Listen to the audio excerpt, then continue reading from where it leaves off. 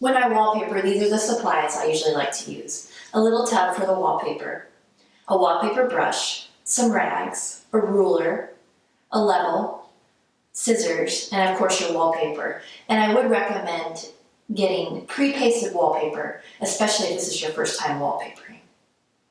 Supply list, I realized that I left off utility knife. Make sure that you have a utility knife as you begin wallpapering. So the first thing before you wallpaper is to kind of check out your wall and decide what's the focal point. And so for me, obviously this wall is symmetrical. You can't see the other side very well in this video, but the other side of the wall looks exactly like this side. And so I want to make sure that I center the wallpaper. So this particular wallpaper has a double repeat. Whoa! Anyway, and so what I'm going to do is I'm going to begin in the center of the windows, and I'm going to start with this pattern right here on the left. So this bird will be the center, and then I'll move to the right, and I'll move to the left, and that way both sides should end up with similar patterns. And show you how to actually apply the wallpaper. So I've cut just a small piece for the top, and like I said, this bird is going to be my focal point. And I did put a crease in the middle so I know exactly where the center of that pattern repeat is. And so you're just going to place it where you want it to be. And then I'm going to grab a level because I want to make sure my ceiling line may not be level, but I'm going to definitely make sure that my ends are level. So grab a level and kind of check where you're at.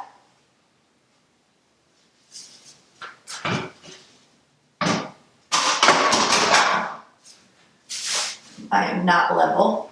And then kind of decide where you want that focal point to lay. Kind of hard to check how level this is with these cornices in the way. But I'm looking pretty good. So go ahead and rub it on there, and now let's grab my wallpaper brush and my rags. The wallpaper brush is great for getting out bubbles. Makes the job a whole lot easier.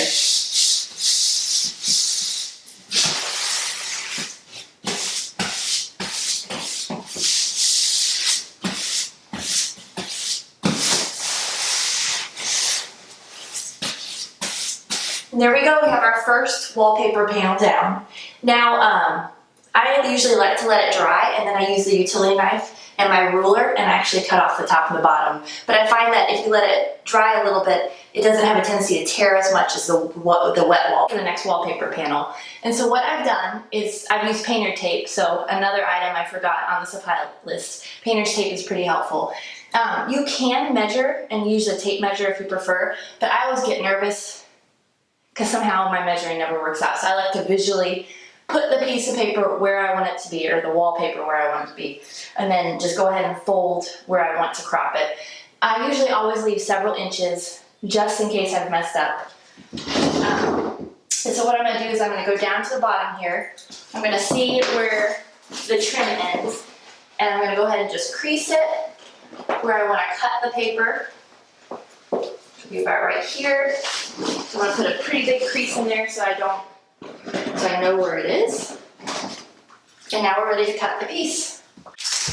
All right, so I went ahead and creased it, and then what I do to make a perfect straight line is I fold over, following the lines, the edges of the wallpaper to make sure it's straight. So go ahead and make sure your crease is strong so you'll be able to see it very easily to cut it. Roll back the paper.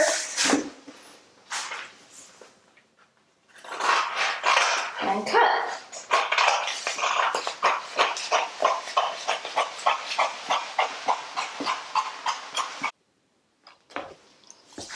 So now we have to get the paper wet, and so I always roll the paper and then begin from the opposite end.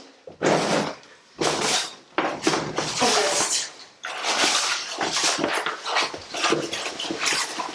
take it, roll it from the opposite end. Sorry, I got this in there typically. Make sure all the paper gets wet.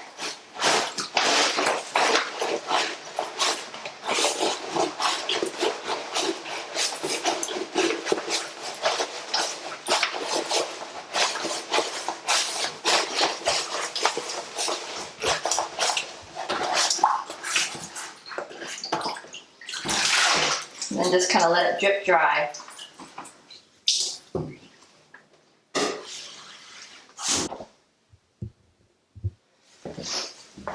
So now the next thing you want to do is what's called booking. And so basically you just unroll the paper and flip it over, and then roll the other side and flip it over so it's like a book. This kind of lets the paste set until it's time to use, or time to hang.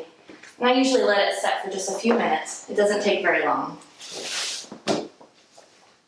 And then just keep in mind where your top is. So this is my top, and so when I go to hang, that's my top. So I would come and then actually pull up this end.